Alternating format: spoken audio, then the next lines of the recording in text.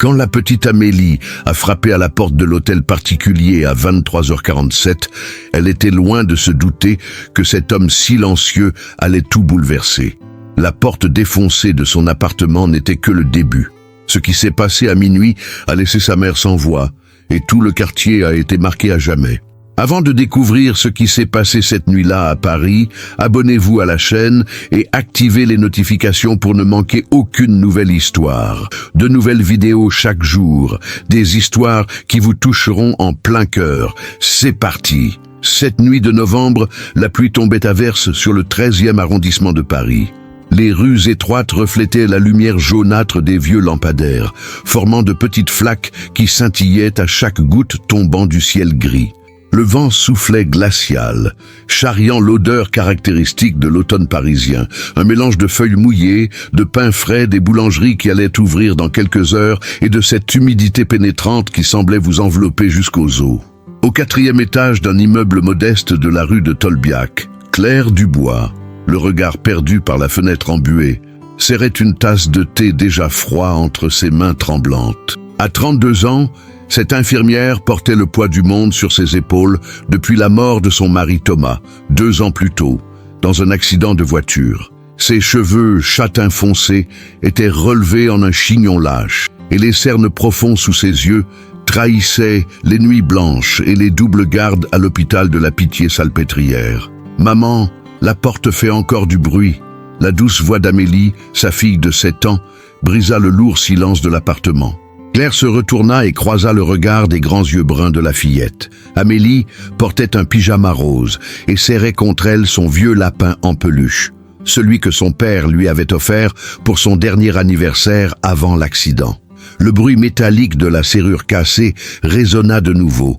Un grincement inquiétant suivi d'un craquement qui entr'ouvrit la porte d'entrée de quelques centimètres, laissant entrer un courant d'air froid du couloir. « Je sais, ma chérie. Je vais remettre la chaise devant », tenta de sourire Claire, mais l'inquiétude se lisait sur son visage fatigué. La serrure était cassée depuis 3 jours. Le propriétaire, Monsieur Beaumont, avait promis d'envoyer quelqu'un la réparer, mais Claire savait que c'était une promesse en l'air. Ce vieux radin avait du mal à réparer le chauffage en hiver, alors une serrure. Elle avait essayé d'appeler un serrurier, mais le devis de 180 € était hors de question. Cette somme couvrait à peine les courses et les factures de base. Claire traîna la lourde chaise en bois et la coinça sous la poignée de porte, créant ainsi une barrière précaire. Ce n'était pas sûr, elle le savait. N'importe qui d'un peu fort pouvait ouvrir cette porte. Et Paris, malgré sa beauté romantique, avait ses zones d'ombre, surtout dans ce quartier où les appartements bon marché attiraient aussi bien les honnêtes travailleurs que ceux qui profitaient de la vulnérabilité d'autrui. « Tu as peur, maman ?»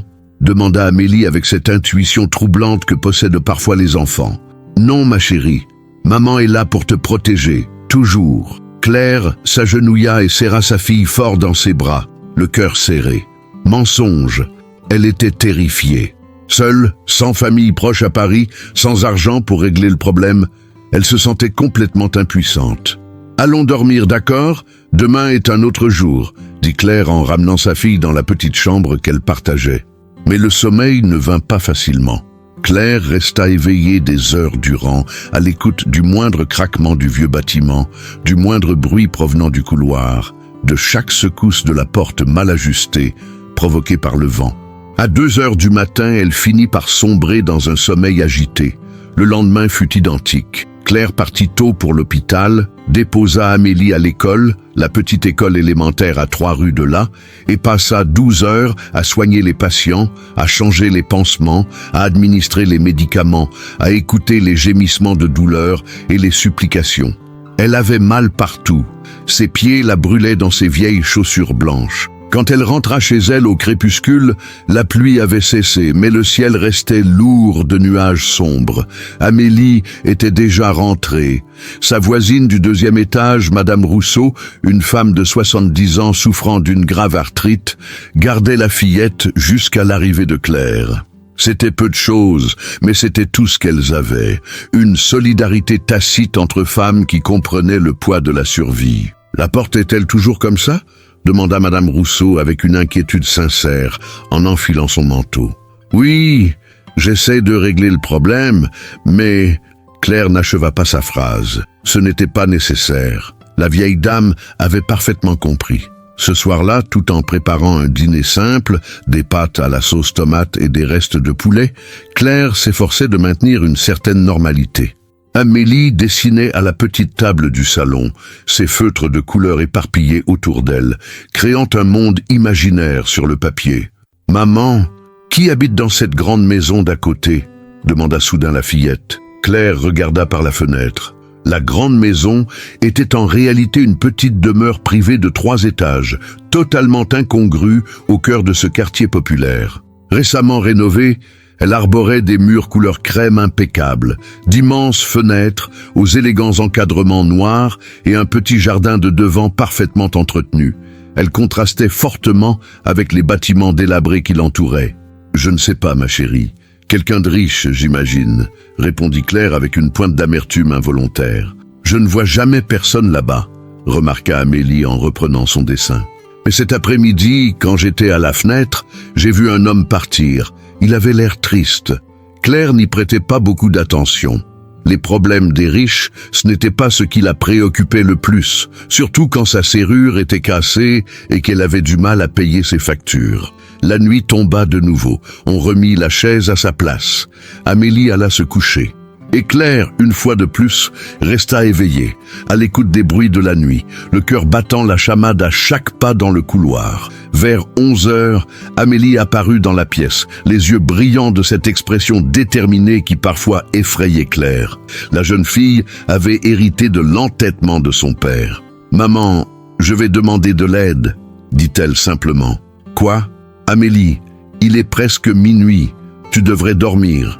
Je vais demander au monsieur de la grande maison de réparer notre porte. Tu as peur, je sais, et moi aussi. » Le cœur de Claire se serrait, mais il était empli de fierté à la fois. Sa petite fille, âgée de seulement 7 ans, voulait protéger sa mère. « Mon ange, on ne peut pas demander ça comme ça. On ne connaît pas ces gens et puis, il est trop tard. » Mais Amélie avait déjà pris sa décision. Avec cette détermination silencieuse, elle enfila ses pantoufles roses, attrapa le lapin en peluche, et avant que Claire ne puisse l'en empêcher complètement, elle ouvrit la porte, qui céda facilement, prouvant une fois de plus le danger de la situation, et sortit dans le couloir. « Amélie !» chuchota Claire à voix haute en la suivant dehors. La jeune fille descendit les escaliers d'un pas rapide et déterminé. Claire la suivit, partagée entre l'envie de la retenir et celle de la laisser continuer, paralysée par ce mélange de peur et d'espoir désespéré. Dehors, la rue était silencieuse. Les lumières de la maison voisine étaient allumées. Une douce lumière chaude filtrait à travers les épais rideaux. Amélie s'approcha de l'élégant portail en fer forgé et sonna. Claire se tenait quelques pas en retrait, se serrant contre elle-même pour se protéger du froid, éprouvant à la fois de la honte et de la gratitude d'avoir une fille aussi courageuse. Il ne se passa rien pendant une longue minute. Puis la porte du manoir s'ouvrit. Un homme apparut sur le seuil.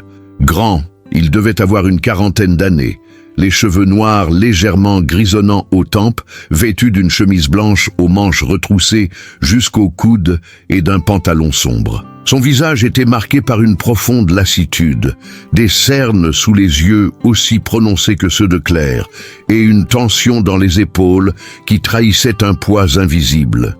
Il descendit les marches de l'entrée et s'approcha du portail, regardant la petite Amélie avec une surprise sincère.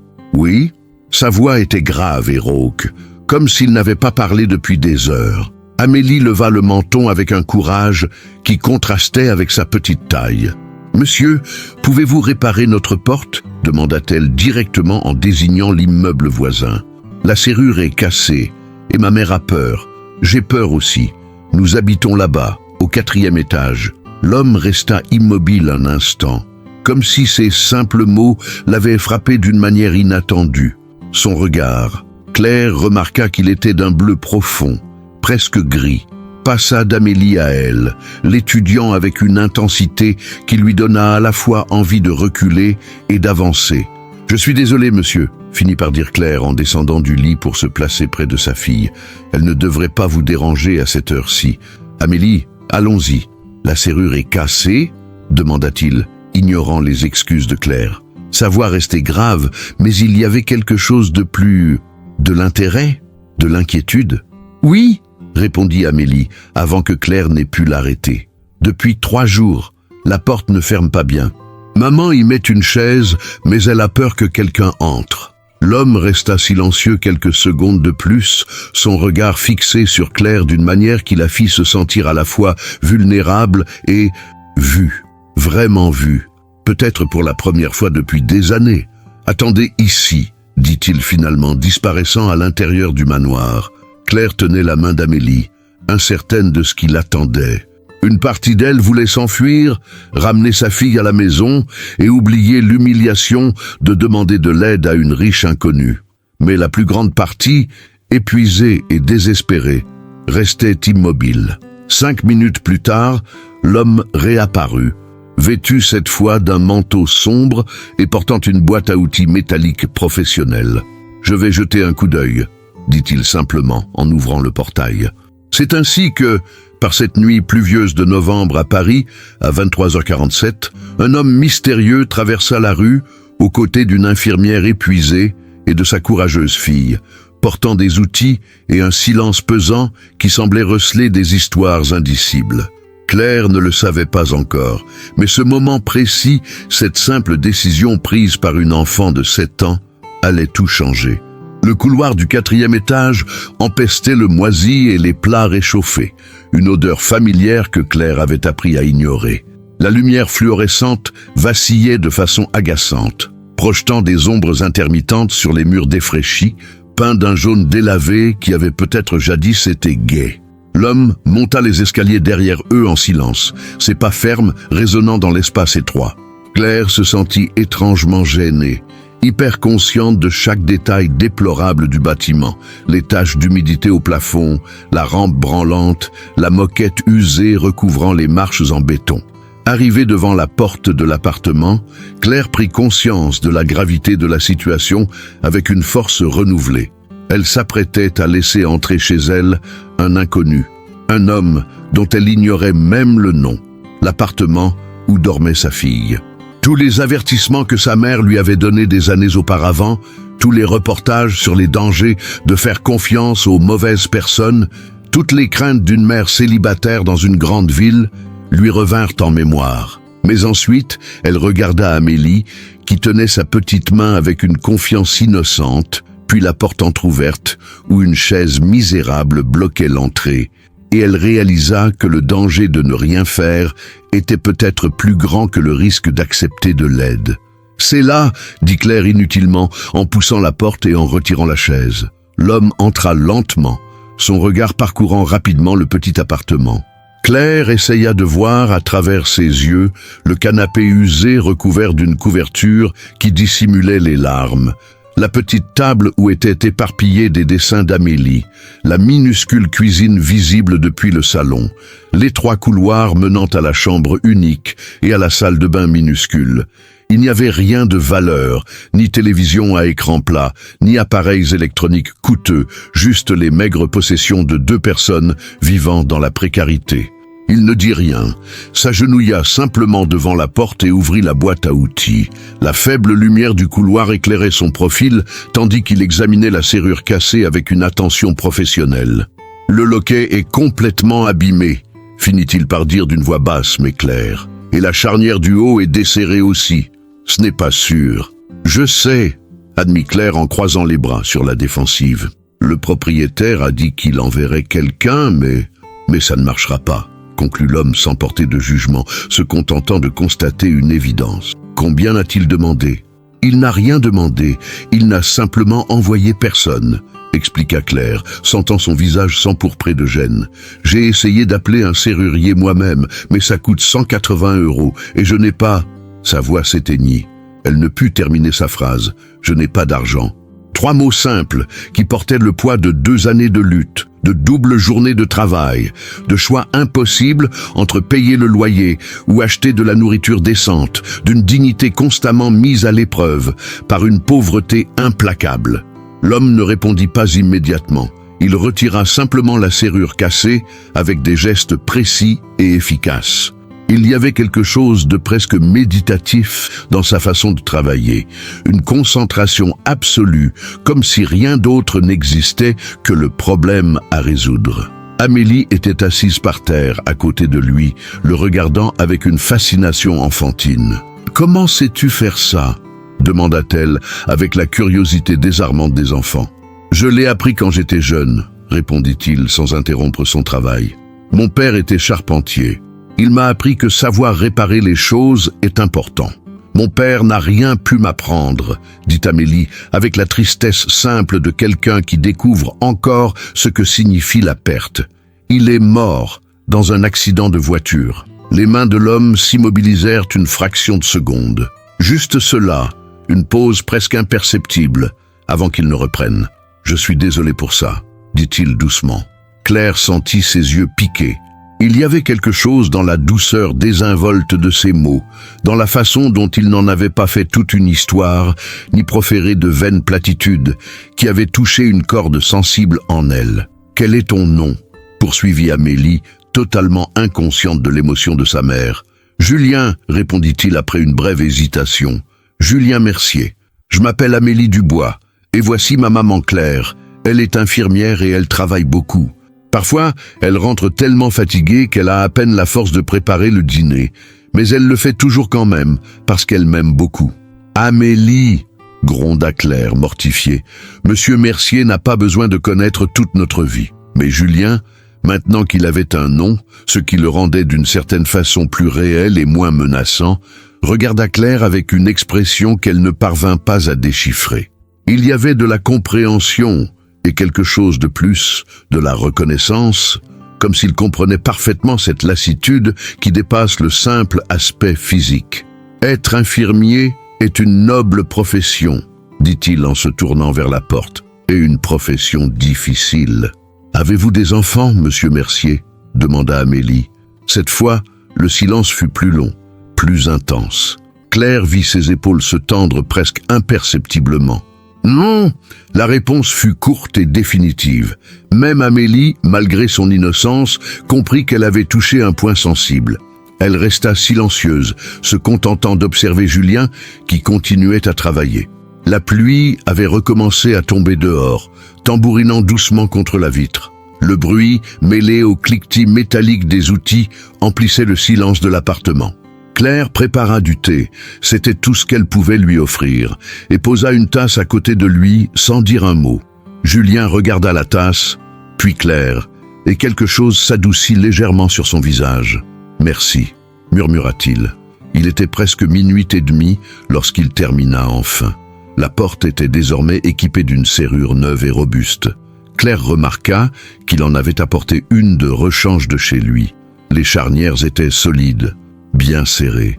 Il testa la porte à plusieurs reprises, l'ouvrant et la fermant pour s'assurer que tout fonctionnait parfaitement. « Voilà !» annonça-t-il en se levant et en s'essuyant les mains avec un chiffon qu'il avait apporté. « C'est sûr maintenant. Personne ne pourra entrer sans la clé. Je... » commença Claire, ne sachant comment exprimer sa gratitude. « Combien vous dois-je pour le trou de la serrure, pour votre temps ?»« Rien !» interrompit Julien en remettant les outils dans leur étui métallique. « Non, je vous en prie, je ne peux pas simplement accepter. »« Madame Dubois !» dit-il en la regardant droit dans les yeux, et Claire ressentit l'intensité de ce regard bleu-gris aussi fatigué que le sien. « Ce n'est rien. J'avais une serrure de rechange. Ça m'a pris 20 minutes. Vous ne me devez rien. »« Mais votre fille a demandé de l'aide, » dit simplement Julien. « Et vous aviez besoin d'aide, c'est tout. Il n'y a pas besoin de faire plus compliqué. » Amélie, qui avait commencé à somnoler sur le canapé, se leva en titubant et s'approcha de Julien. « Merci, monsieur Mercier, » dit-elle formellement. Puis, de façon totalement inattendue, elle lui prit la jambe dans ses bras. Julien se figea complètement, comme si ce petit geste d'affection l'avait profondément bouleversé. Ses mains restèrent un instant suspendues dans le vide, hésitantes, avant de se poser délicatement sur la tête de la jeune fille un bref instant. « Non, rien, petite », dit-elle d'une voix rauque, presque brisée. Quand Amélie se détourna, Claire vit dans les yeux de Julien quelque chose qui lui coupa le souffle, une douleur si profonde, si vive, qu'elle eut l'impression de s'immiscer dans une intimité extrême. Il détourna rapidement le regard et prit sa boîte à outils. « Bonsoir », dit-il brusquement en se dirigeant vers la porte. « Monsieur Mercier », appela Claire, le faisant s'arrêter net. « Vraiment, merci. Je ne sais pas ce que nous aurions fait. » Il hocha brièvement la tête, sans se retourner complètement. « Si vous avez besoin de quoi que ce soit, vous savez où j'habite », furent ses derniers mots, avant de disparaître dans le couloir sombre. Claire resta un long moment immobile, fixant la porte, désormais bien fermée, avec une serrure fonctionnelle et la promesse d'une sécurité qui lui avait fait défaut depuis des jours. Elle la testa elle-même. Elle la ferma, la verrouilla, l'ouvrit.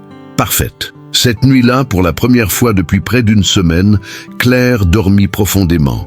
Plus de chaises bloquant les portes, plus la peur constante des intrus, plus cette inquiétude qui l'empêchait de se reposer pleinement. Mais pendant son sommeil, son esprit traitait les détails de cette étrange rencontre. Un homme riche, vivant seul dans un manoir, qui savait réparer les portes et travailler de ses mains, qui portait en lui une profonde et ancienne douleur, qui avait fait preuve d'une gentillesse inattendue sans rien demander en retour. Julien Mercier était un mystère. Et Claire, malgré son instinct de survie, se surprenait à vouloir en savoir plus. Les jours suivants apportèrent un étrange sentiment de normalité, mêlé à une nouvelle prise de conscience. Claire poursuivit son train-train quotidien épuisant. Ses gardes à l'hôpital, aller chercher Amélie à l'école, préparer des repas simples, tenter de faire tenir son budget impossible jusqu'à la fin du mois. Mais désormais, chaque fois qu'elle passait devant le manoir voisin, son regard cherchait instinctivement le moindre signe de vie. Julien Mercier demeurait une énigme. On le voyait rarement. Parfois, très tôt le matin, Claire l'apercevait partir, toujours impeccablement vêtue d'un costume sombre et coûteux, montée dans une élégante voiture noire avec chauffeur. D'autres fois, tard le soir, elle le voyait à travers les rideaux entr'ouvertes, assis seul dans une grande pièce, un verre d'un liquide ambré à la main, le regard perdu dans le vide. C'est toutefois Amélie qui a maintenu ce lien ténu. Une semaine après l'incident de la serrure, la fillette fit un dessin, une grande maison avec des fleurs dans le jardin et 2 petites silhouettes devant. Elle insista pour le remettre en main propre. « Maman, il faut te remercier comme il se doit », déclara-t-elle avec cette logique enfantine irréfutable. Claire tenta de protester, mais au fond d'elle, une partie d'elle était curieuse. Alors, un samedi après-midi, alors que le soleil avait enfin fait son apparition après des jours de pluie, elles se rendirent à pied au manoir voisin. Amélie sonna à la porte avec assurance. Claire, nerveuse, ajusta son simple pull, se sentant mal à l'aise. Cette fois, la porte s'ouvrit plus rapidement. Julien apparut, vêtu de façon décontractée. Un jean foncé et une chemise grise à manches retroussées. Il paraissait différent. Plus jeune, d'une certaine façon, malgré ses cernes toujours présents. Lorsque son regard croisa celui de Claire, une lueur vacilla un instant avant de disparaître derrière son expression neutre. « Bonjour, monsieur Mercier », salua Amélie d'un ton enjoué. « Je vous ai apporté ceci. » Elle lui tendit le dessin. Julien le prit avec précaution, comme s'il tenait un objet fragile et précieux. Il l'examina longuement. Claire vit son regard parcourir chaque détail du dessin de l'enfant. « C'est très beau », dit-il finalement, sa voix trahissant une émotion qu'il s'efforçait de dissimuler. « Merci, Amélie. Nous ne voulions pas vous déranger à nouveau », s'empressa de dire Claire. Elle tenait simplement à vous le remettre en main propre. « Ce n'est absolument pas un problème », répondit Julien, et la sincérité de ses paroles la prit au dépourvu. Un silence gênant s'installa. Claire s'apprêtait à dire au revoir, quand Amélie, avec le sens du timing parfait d'une enfant espiègle, demanda « Pourquoi habites-tu seule, dans une si grande maison ?»« Amélie !» s'exclama Claire horrifiée. « C'est trop... Ça va !» l'interrompit doucement Julien. Il s'accroupit à la hauteur d'Amélie, ce simple geste qui transformait un adulte intimidant en une personne abordable. Parfois, Les gens vivent seuls pour des raisons compliquées. Mais ce n'est pas si grave. Tu ne te sens pas seul ? Demanda la fillette avec cette empathie brute propre à l'enfance. Julien resta silencieux un instant. Claire vit une expression traverser son visage, une vulnérabilité fugace, aussitôt dissimulée. Parfois, admit-il honnêtement, mais c'est ainsi que j'ai choisi de vivre. Nous aussi, nous nous sommes sentis seuls, a confié Amélie. Depuis la mort de papa, mais maman dit que tant que nous serons ensemble, nous ne serons jamais vraiment seuls. Claire sentit son cœur se serrer.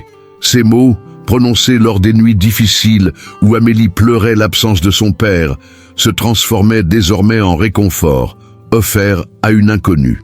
Julien regarda de nouveau Claire, et cette fois l'intensité de son regard lui donna l'impression qu'il pouvait percer tous les masques de force qu'elle portait. « Ta mère est sage », dit-il à Amélie, mais ses yeux restaient fixés sur Claire. À ce moment-là, un homme d'âge mûr apparut derrière Julien, bien habillé, une tablette à la main et une expression d'impatience à peine dissimulée. « Monsieur Mercier, la vidéoconférence avec Tokyo commence dans 5 minutes, dit-il d'un ton presque réprobateur. « Merci, Philippe, j'arrive, répondit Julien sans se retourner, son ton devenant instantanément plus froid, plus distant, la voix d'un homme habitué à donner des ordres.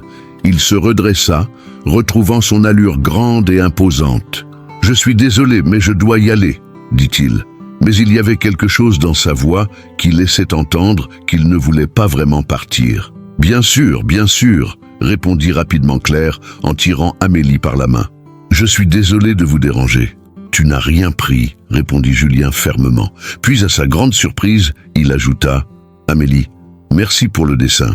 Je le conserverai précieusement. » C'était un petit geste, mais il a énormément compté pour la jeune fille, qui est repartie avec un large sourire. Les jours suivants, de petits détails commencèrent à se produire. Un matin, Claire trouva un sac devant sa porte. À l'intérieur, des miches de pain frais de la boulangerie la plus chère du quartier et des croissants encore chauds. Il n'y avait pas de mots, mais elle comprit. Amélie était ravie, mais Claire était partagée. Était-ce de la charité ? De la pitié? Elle ne voulait pas servir de bénéficiaire aux services sociaux d'un voisin fortuné. Il avait de la fierté, même si parfois cette fierté semblait être tout ce qui lui restait. Mais 2 jours plus tard, alors qu'elle rentrait tard de l'hôpital sous une pluie torrentielle, trempée jusqu'aux os car elle n'avait pas d'argent pour un taxi et le bus était en retard, elle trouva Julien debout à l'entrée de son immeuble, tenant un parapluie. « Que fais-tu ici ?» demanda-t-elle, surprise et gênée par son apparence trempée et misérable. « Je suis en promenade, » répondit-il, un mensonge évident, puisqu'il l'attendait clairement. « À 11 heures du soir, sous la pluie, » dit Claire d'un ton sceptique. « C'est une belle soirée pour une promenade, » insista-t-il avec une obstination qui aurait été drôle dans d'autres circonstances. Claire aurait pu protester, elle aurait pu s'offusquer de l'évidence de la situation, mais elle était trop fatiguée. Elle accepta simplement son absurdité. « Où est Amélie ?» demanda-t-il, tandis qu'il se dirigeait vers l'entrée. « Avec Madame Rousseau. J'ai dû faire un service supplémentaire. Les infirmières sont tombées malades, » expliqua Claire, éprouvant la culpabilité familière d'une mère qui travaille trop. « Vous faites ça souvent ? Des heures supplémentaires ? Quand j'en aurai besoin ?» a-t-elle répondu sur la défensive. « L'argent n'apparaît pas comme par magie. Je ne portais pas de jugement, » dit Julien d'une voix douce. « Je posais juste une question. » Ils s'arrêtèrent devant l'entrée de l'immeuble. La pluie tombait à verse autour d'eux, créant un voile d'intimité. Dans la faible lumière des réverbères, Claire posa enfin les yeux sur Julien pour la première fois depuis cette nuit-là, à travers le trou de la serrure. Il était fatigué, épuisé même. Ses cernes étaient profonds et une tension palpable dans ses épaules trahissait un stress chronique. Son costume de marque était légèrement froissé, comme s'il avait passé des heures en réunion interminable. « Toi aussi, tu travailles trop », remarqua Claire, avant même de pouvoir se réprimander. Julien esquissa un sourire sans humour. « Touché », a-t-il acquiescé. « Mais mon travail est différent. »« Pourquoi ?» demanda Claire, surprise elle-même par son audace. « Parce que vous gagnez plus ? La fatigue est la fatigue, monsieur Mercier. » « Julien !» corrigea-t-il. « S'il vous plaît, dites simplement Julien. »« Julien, alors » répéta Claire, testant le nom dans sa propre langue. « Et c'est Claire, pas Madame Dubois. »« Ne, Claire, » dit-il, et il y avait quelque chose dans sa façon de prononcer son nom qui lui fit parcourir un frisson qui n'avait rien à voir avec le fait d'être mouillé. Un silence confortable s'installa entre eux. Il n'était ni étrange ni forcé. C'était le genre de silence qui existe entre des personnes qui reconnaissent quelque chose en commun, même sans bien comprendre de quoi il s'agit. « Puis-je vous poser une question ?» finit par demander Claire. « Oui. Pourquoi fais-tu ça ? Le pain m'attend sous la pluie. Comprenez-moi bien, je suis reconnaissant, mais... Pourquoi ?» Julien resta silencieux si longtemps que Claire crut qu'il ne répondrait pas. Lorsqu'il prit enfin la parole, sa voix était basse, presque noyée dans le bruit de la pluie. Parce que lorsqu'Amélie s'est présentée à ma porte ce soir-là, me demandant de l'aide avec un tel courage, il marqua une pause, comme s'il cherchait ses mots. Cela faisait longtemps que personne ne m'avait demandé de l'aide pour quelque chose d'aussi important. Pas des documents à signer, pas des décisions d'affaires, pas... Il fit un geste vague. Quelque chose de concret, quelque chose d'humain. « Que fais-tu dans la vie, Julien ?» demanda Claire d'une voix douce. « Professionnellement, je veux dire. »« Je dirige une entreprise, » répondit-il d'un ton vague. « Technologie, investissement, chose compliquée, et au final pas très important. Très... Mais ça doit être important si vous avez une maison comme ça, » observa innocemment Claire. « L'argent et l'importance sont deux choses différentes, » dit Julien avec une amertume qui surprit Claire. « J'ai beaucoup du premier et parfois je me demande si j'ai la seconde. » Claire ne savait pas quoi répondre. Elle venait d'un monde où l'argent signifiait nourrir sa famille, payer ses factures, avoir la sécurité. L'idée que quelqu'un qui possédait tant puisse avoir l'impression de ne rien posséder d'important lui paraissait inconcevable. « Je dois y aller, » dit-elle finalement. « Amélie m'attendra. »« Bien sûr, » acquiesça Julien, mais il ne bougea pas immédiatement. « Julien » appela Claire alors qu'il s'éloignait. « Essayez. Merci. Pour le pain. Pour l'attente. Pour... » Elle n'a pas terminé sa phrase, incapable d'exprimer toute la gratitude qu'elle ressentait. « De rien, Claire, » répondit-il. Puis d'un bref hochement de tête, il disparut sous la pluie. Claire monta les escaliers de l'immeuble, l'esprit en ébullition. Il y avait quelque chose chez Julien Mercier qui clochait, une dissonance entre l'homme riche dans son costume de prix et celui qui réparait les serrures à minuit, qui attendait sous la pluie pour s'assurer qu'un voisin épuisé rentre sain et sauf chez lui. Elle pressentait qu'il y avait une histoire derrière tout ça, une histoire douloureuse, peut-être. Mais elle avait aussi le sentiment que d'une manière ou d'une autre, leurs histoires, si différentes en apparence, commençaient à s'entremêler d'une façon qu'aucun d'eux n'avait prévue. Et Claire, malgré tout son pragmatisme né de la nécessité, découvrit qu'elle n'était pas totalement opposée à cette idée. Décembre est arrivé à Paris, apportant avec lui un froid mordant et des décorations de Noël qui ont transformé la ville en une carte postale. Les vitrines de la rue de Rivoli brillaient de mille feux, les Champs-Élysées scintillaient de leurs célèbres illuminations et le marché de Noël du Jardin des Tuileries attirait les foules en quête de vin chaud et de magie des fêtes. Mais dans le 13e arrondissement, la magie était plus discrète. Quelques guirlandes fanées ornaient les fenêtres des appartements et les commerces de proximité arboraient des décorations modestes. Pour Claire, Noël rimait avec stress, des cadeaux qu'elle ne pouvait s'offrir, des attentes qu'elle ne pouvait combler, le souvenir douloureux des fêtes de famille désormais révolues. Amélie, cependant, possédait la résilience particulière des enfants. Elle dessinait des cartes de Noël avec ses feutres, chantait des chansons apprises à l'école et parlait avec enthousiasme du spectacle de fin d'année qui aurait lieu la semaine suivante. « Maman, tous les parents seront là !» s'exclama-t-elle avec enthousiasme, tandis que Claire préparait le dîner. Une soupe de légumes qui devait se conserver 3 jours. « Je vais essayer, chérie », répondit Claire machinalement. Mais son cœur se serra. Elle travaillait ce soir-là. Elle avait déjà manqué la présentation de l'année précédente à cause du travail.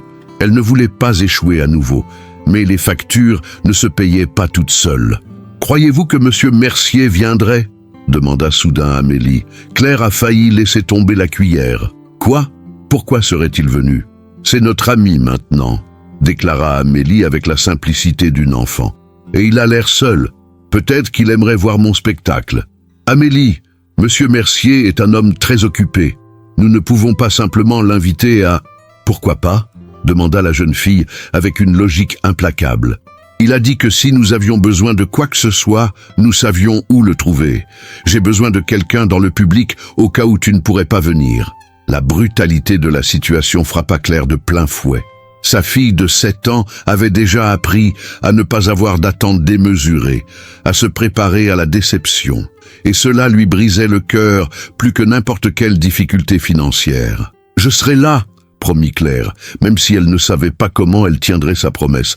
Mais l'univers avait d'autres projets. 2 jours avant la représentation, une urgence médicale à l'hôpital a provoqué une grave pénurie de personnel au sein du service.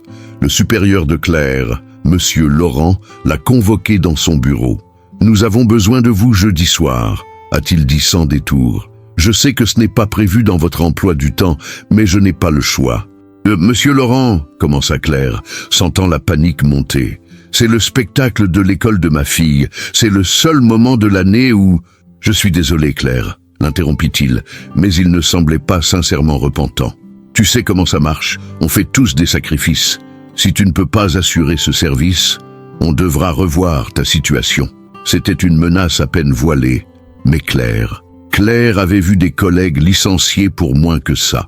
Dans un marché du travail difficile, surtout pour les infirmières sans relation, elle ne pouvait pas se permettre d'être difficile. Très bien, entendit-elle sa propre voix dire, plate et vaincue. J'y serai. Ce soir-là, quand elle a dû l'annoncer à Amélie, la fillette n'a pas pleuré. C'était pire. Elle s'est contentée d'acquiescer avec une maturité terrible pour une enfant de 7 ans. D'accord, maman, je comprends. Le travail est important. Amélie, je suis tellement désolée, commença Claire, mais elle ne put continuer. La culpabilité était trop forte. Très bien alors, insista Amélie, avec un petit sourire courageux qui donna envie à Claire de hurler.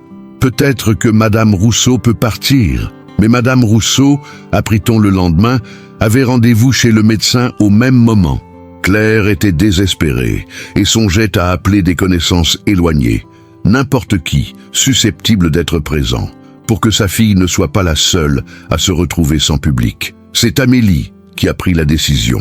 L'après-midi précédant le spectacle, Claire trouva la jeune fille dans le salon, en train d'enfiler sa plus belle robe, celle bleu marine qu'elle portait pour les grandes occasions, même si elle commençait déjà à être courte. « Qu'est-ce que tu fais ?» demanda Claire perplexe. « Je vais inviter Monsieur Mercier », annonça simplement Amélie, comme si c'était la chose la plus naturelle au monde. « Amélie, non, on ne peut pas demander ça.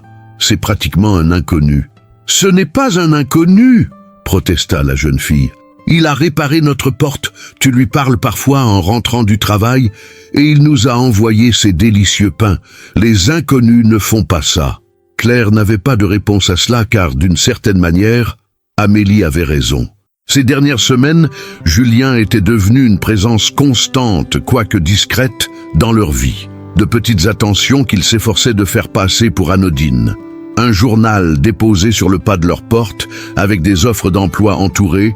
Claire n'en avait jamais parlé, mais elle en avait été touchée.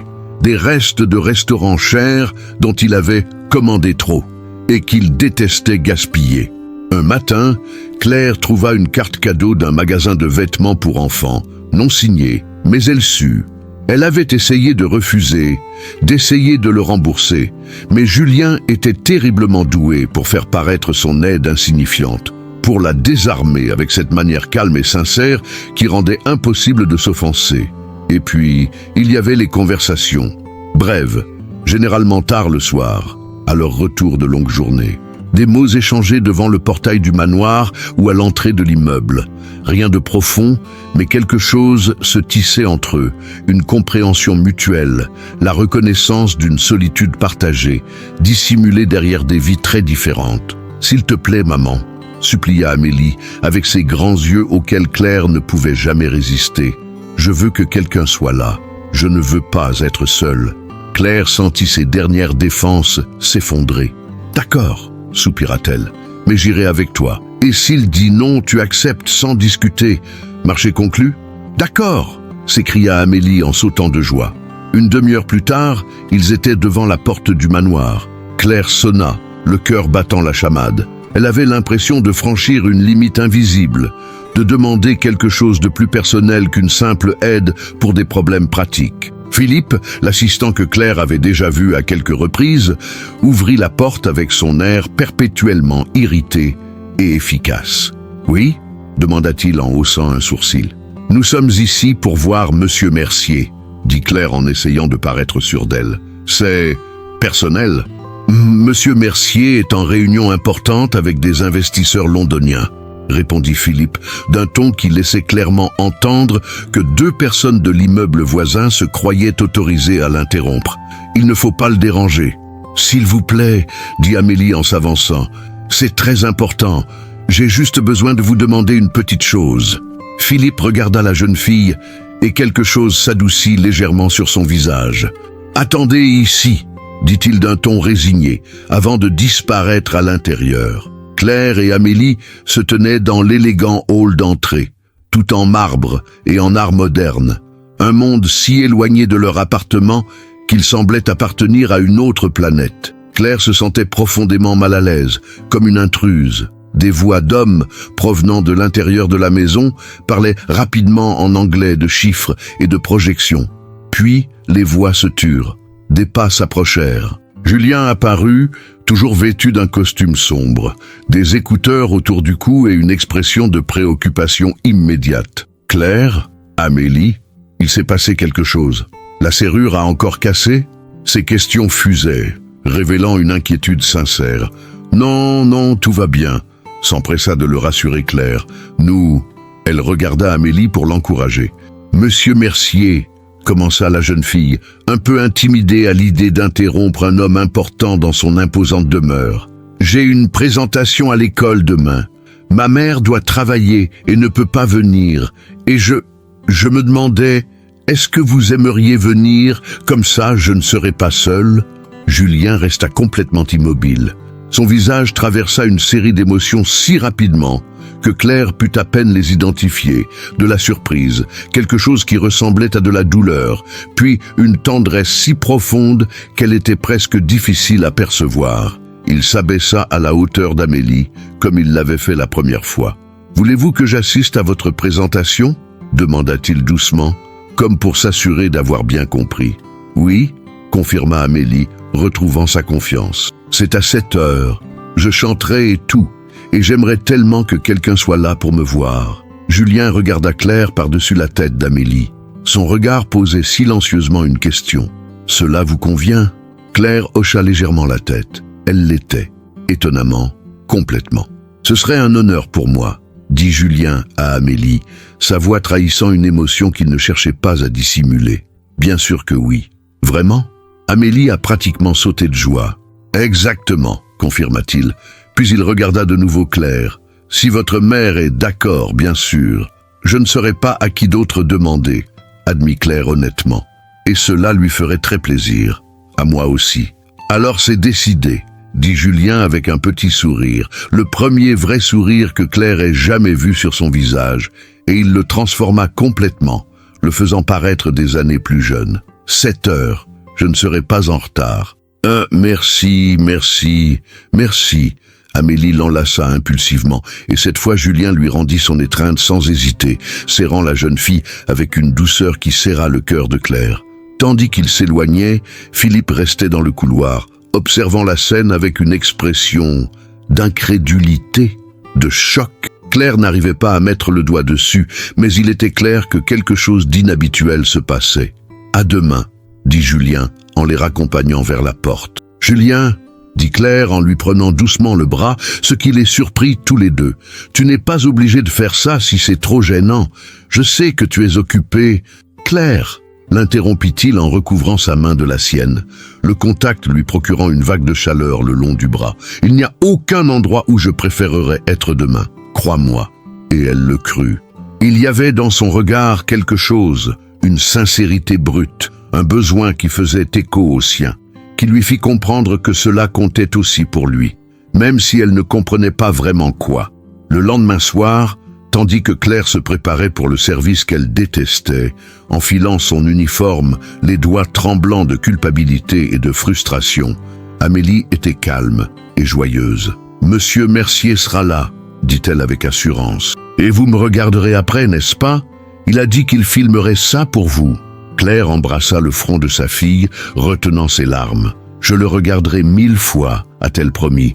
Et je suis vraiment désolée de ne pas pouvoir être là en personne. »« Tout va bien, maman, » dit Amélie avec cette maturité qui à la fois brisa et remplit le cœur de Claire. « Je sais que tu m'aimes, et le travail est important. Monsieur Mercier comprend.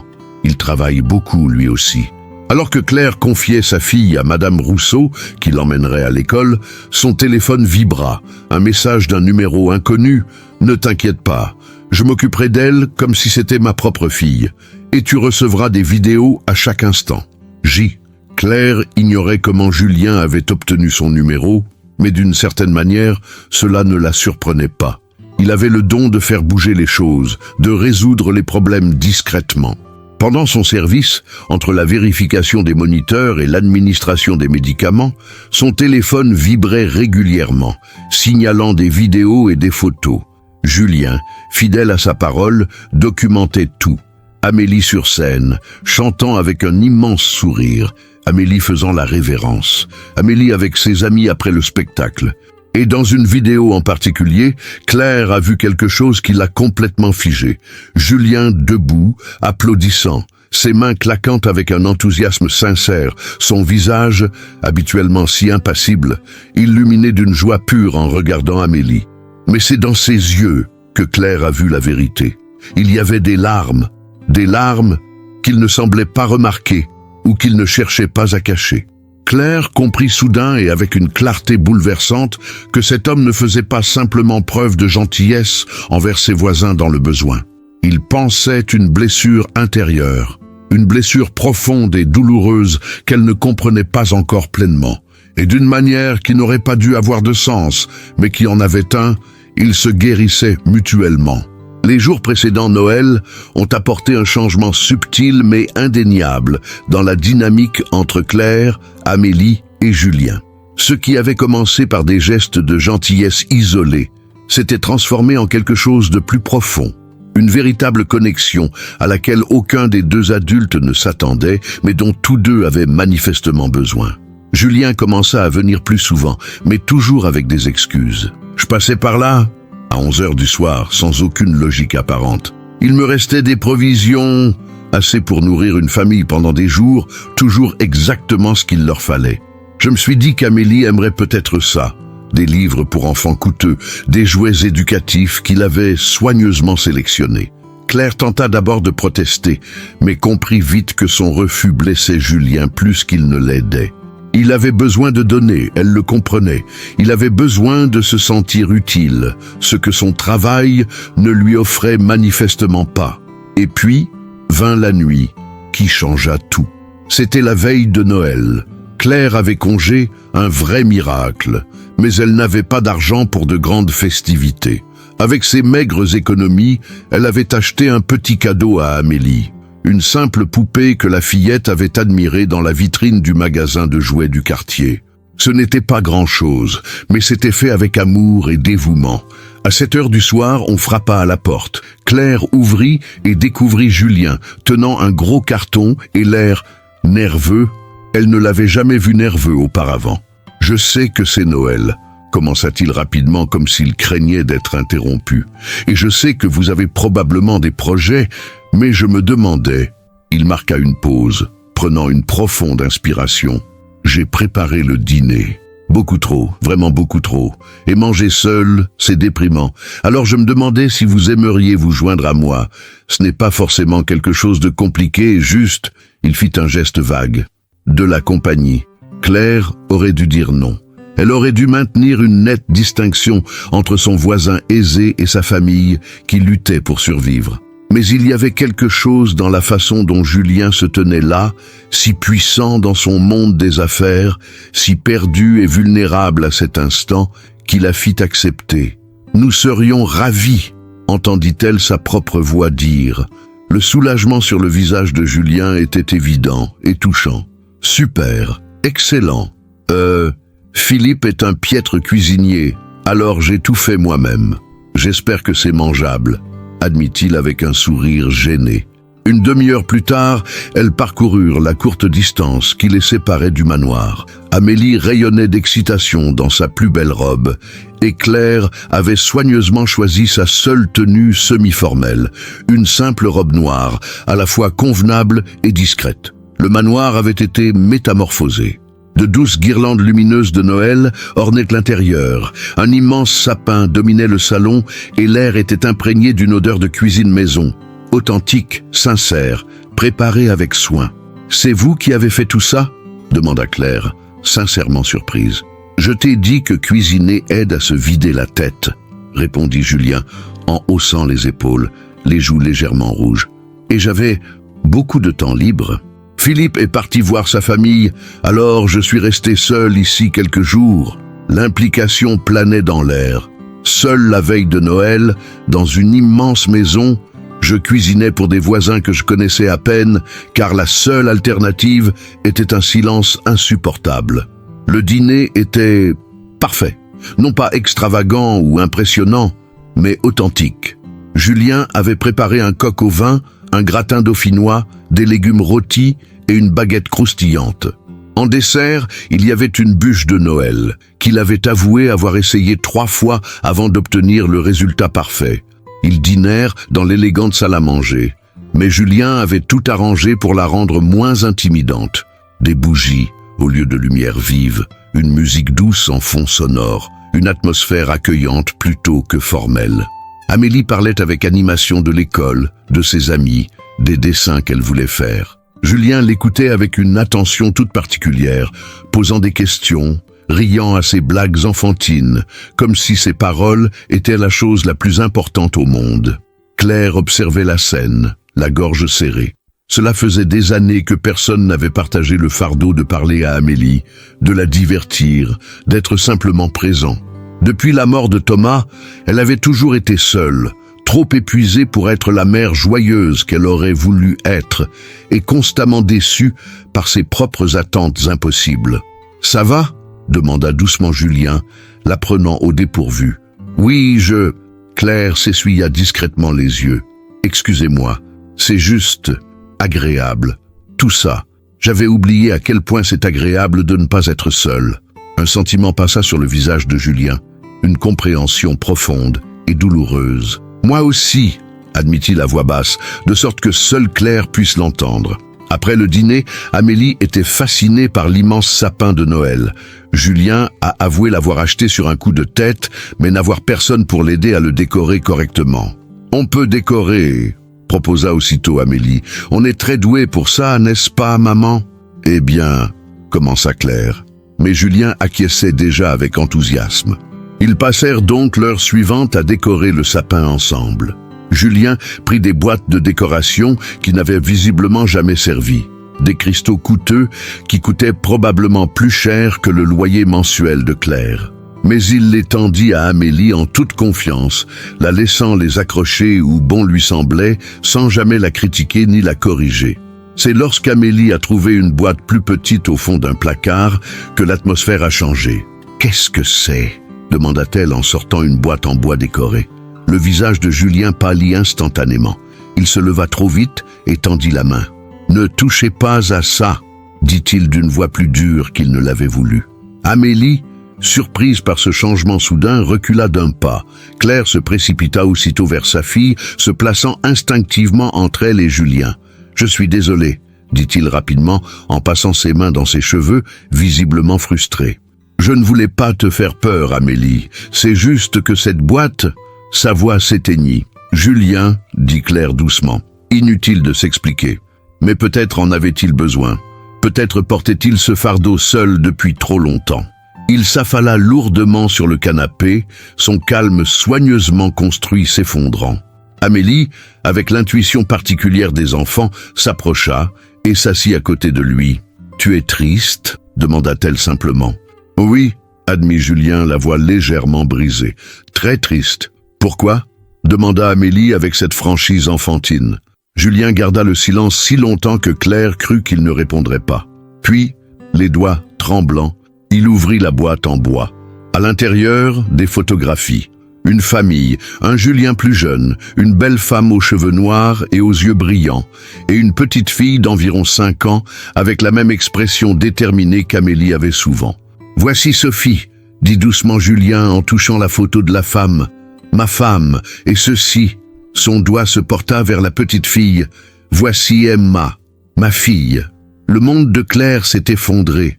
Tout a soudainement pris sens. La grande maison vide, l'immense solitude, la douleur dans ses yeux chaque fois qu'il regardait Amélie, le besoin désespéré d'aider. « Que leur est-il arrivé ?» demanda Amélie d'une petite voix. « Il y a eu un accident », répondit Julien, chaque mot lui demandant visiblement un effort considérable. « Il y a 3 ans, un conducteur ivre. Il revenait de chez la grand-mère d'Emma. J'aurais dû être avec eux, mais j'avais une réunion importante. Une réunion importante. Il rit sans joie, d'un rire brisé et amer. J'ai laissé ma famille partir seule, car les chiffres d'un tableur me semblaient plus urgents que d'être avec eux. Julien, non, commença Claire, le cœur brisé pour lui. Je les ai perdus en un instant, poursuivit-il, comme s'il devait tout dire maintenant, sinon il ne le ferait jamais. Emma avait 6 ans, 6 ans, pleine de vie, toujours à poser des questions, toujours à dessiner, comme toi, Amélie. Tout à fait comme toi. Les larmes coulaient maintenant à flot sur son visage. Des années de souffrance refoulée se libéraient enfin. « C'est pour ça que tu nous aides », comprit Claire, la voix tremblante. « C'est pour ça que tu as réparé la serrure. C'est pour ça que tu es allé à la présentation. Je n'ai pas pu les sauver, » admit Julien, la voix presque inaudible. « Mais peut-être que j'aurais pu, je ne sais pas, faire quelque chose d'important, être utile. » D'une manière qui ait vraiment du sens. Quand Amélie est arrivée chez moi ce soir-là, à me demander de l'aide, il regarda la jeune fille. « Vous m'avez redonné un but, vous deux. Vous m'avez rappelé ce qui compte vraiment. » Amélie, sans dire un mot, se pencha simplement et prit Julien dans ses bras. Et cette fois, il s'effondra complètement, serrant la jeune fille contre lui, tandis qu'il pleurait, des sanglots profonds et douloureux, fruit d'un chagrin qu'il n'avait pas encore réussi à surmonter. Claire s'assit de l'autre côté de lui et posa une main sur son dos. Il n'y eut rien. Mot. S'était approprié à une telle perte. Elle le savait. Elle avait perdu Thomas. Mais perdre une fille, elle ne pouvait même pas imaginer pleinement cette douleur. Ils restèrent ainsi longtemps. Une infirmière épuisée, un PDG anéanti par le chagrin et une jeune fille courageuse. 3 personnes portant leurs propres blessures, trouvant un réconfort inattendu, l'une auprès de l'autre. Finalement, Amélie commença à s'assoupir. Julien la porta jusqu'à une des chambres d'amis et la déposa avec une douceur qui fit comprendre à Claire combien il avait dû être un père aimant. Quand ils revinrent dans la pièce, le silence était différent. Plus léger, comme si la vérité les avait libérés d'un poids qui les accablait tous. « Je suis tellement désolé, » dit finalement Claire, « pour Sophie et Emma, pour tout. »« Moi aussi, je le ressens, » répondit Julien. « Pour Thomas, Amélie en a parlé. Je sais que ce n'est pas facile. »« Non, » acquiesça Claire. « Mais je sais aussi que ce n'est rien comparé à... La douleur n'est pas une compétition, » l'interrompit doucement Julien. « Tu as perdu ton mari. J'ai perdu ma famille. Nous nous battons tous les deux. Nous essayons tous les deux de survivre. » Claire acquiesça, appréciant qu'il n'ait pas minimisé sa douleur même après avoir vécu une expérience aussi dévastatrice. « Pourquoi es-tu resté ici ?» demanda-t-elle. « Dans cette maison, ça ne doit pas être facile avec tous ces souvenirs. Sophie a choisi cette maison, » expliqua Julien. « Elle adorait ce quartier, cette rue. Elle disait qu'elle avait du caractère, de la vie. Elle a grandi dans la pauvreté, vous savez. Elle n'a jamais été à l'aise avec l'opulence. Elle a insisté pour qu'on reste ici, plutôt que d'aller dans le 16e arrondissement avec les autres cadres. » Il sourit à ce souvenir. « Je la croyais folle, mais maintenant je comprends. Elle voulait être en contact avec des gens ordinaires, comme vous et Amélie. Nous ne sommes pas spéciaux, dit Claire machinalement. Non, affirma Julien avec conviction. C'est toi, tu es extraordinaire. Tu t'épuises à la tâche pour offrir une vie décente à ta fille. Amélie a un courage que la plupart des adultes n'auront jamais. Tu m'as rappelé qu'il y a plus important dans la vie que le travail, l'argent, le succès éphémère. Tu m'as rappelé ce que Sophie a toujours essayé de m'apprendre. Ce qui compte, c'est le lien, la présence, l'entraide. Claire sentit des larmes lui brûler les yeux. Vous nous avez aussi aidés, a-t-elle admis. Plus que vous ne le pensez. Pas seulement pour des choses pratiques. Vous avez fait en sorte qu'Amélie se sente moins seule, contrairement à moi. Et vous m'avez fait me sentir moins seul. Ils étaient assis dans un silence agréable, observant les lumières du sapin de Noël scintiller doucement. Dehors, les premiers flocons de neige commencèrent à tomber, un phénomène rare à Paris, qui rendait la nuit encore plus magique. Claire, Julien finit par prendre la parole. Je sais que c'est sans doute déplacé vu tout ce qui se passe, mais il marqua une pause, l'air très humain et visiblement mal à l'aise. Est-ce que tu voudrais emménager ici, dans cette maison ? Claire se figea, certaine d'avoir mal entendu. Quoi ? J'ai 5 chambres vides, expliqua-t-il rapidement. Et toi, tu vis dans un appartement où les serrures sont cassées et le chauffage fonctionne à peine. Ce ne serait pas de la charité, s'empressa-t-il d'ajouter en voyant Claire ouvrir la bouche. Ce serait un partenariat. Tu pourrais aider à faire de cette maison un foyer. Amélie pourrait avoir sa propre chambre. Et moi, je ne serais pas seul, ce ne serait pas bizarre, insista-t-il, même s'ils savaient tous les deux que ce le serait au début. Chacun aurait son espace, mais nous serions ensemble, comme une famille choisie. Claire aurait dû dire non. C'était de la folie. Emménager chez un homme qu'elle connaissait depuis à peine quelques semaines, quelle mère responsable ferait une chose pareille ? Mais elle pensa alors à Amélie dans cette chambre froide, à la porte qu'elle avait dû barricader, aux factures qu'elle ne pourrait jamais régler entièrement, à cette fatigue incessante. Elle repensa à la façon dont Julien avait pris soin de sa fille, à ses larmes versées en la serrant dans ses bras, à quel point il était un homme bon, manifestement, en proie à une douleur insupportable. Et elle pensa que, pour la première fois depuis des années, elle ne se sentait plus complètement seule à porter le poids du monde. « Je dois y réfléchir », dit-elle finalement. « C'est une décision importante. »« Bien sûr », acquiesça aussitôt Julien. « Pas de pression. Réfléchissez-y. L'offre tient toujours. » Claire acquiesça, mais toutes deux savaient qu'un changement fondamental s'était opéré cette nuit-là. Des limites avaient été franchies, des vérités partagées, et 3 âmes blessées avaient trouvé l'une auprès de l'autre une forme de réconfort. Ce soir-là, alors que la neige recouvrait doucement Paris, Claire ramena Amélie endormie à l'appartement et jeta un dernier regard en arrière. Julien se tenait à la fenêtre de l'hôtel particulier, les observant, un homme solitaire dans une grande maison qui avait enfin une raison de croire que la lumière pouvait revenir dans sa vie. Et Claire, pour la première fois depuis la mort de Thomas, s'autorisa à envisager la possibilité que peut-être, juste peut-être, l'avenir serait moins effrayant si elle l'affrontait aux côtés de quelqu'un qui comprenait pleinement le poids de reconstruire une vie à partir de zéro. Amélie murmura dans son sommeil « J'aime bien Monsieur Mercier, maman. Il est aussi triste que nous l'étions, mais peut-être que maintenant, plus personne n'a besoin d'être triste seul. » Et avec cette sagesse simple et enfantine, elle avait parfaitement résumé la situation. Parfois, la guérison ne vient pas de l'oubli de la douleur. Elle vient du fait de trouver des personnes qui comprennent, qui vous tendent la main dans l'obscurité, qui vous rappellent que même dans les circonstances les plus désespérées, la bonté existe encore. Et parfois, très rarement, les personnes les plus improbables. Un PDG dans un manoir, une infirmière dans un modeste appartement, une petite fille courageuse avec un lapin en peluche se rencontrent précisément au moment où elles ont le plus besoin l'une de l'autre. La porte brisée avait été réparée il y a des semaines, mais les fissures dans leur cœur commençaient enfin à se refermer, pas parfaitement, mais avec quelque chose de plus précieux, l'espoir.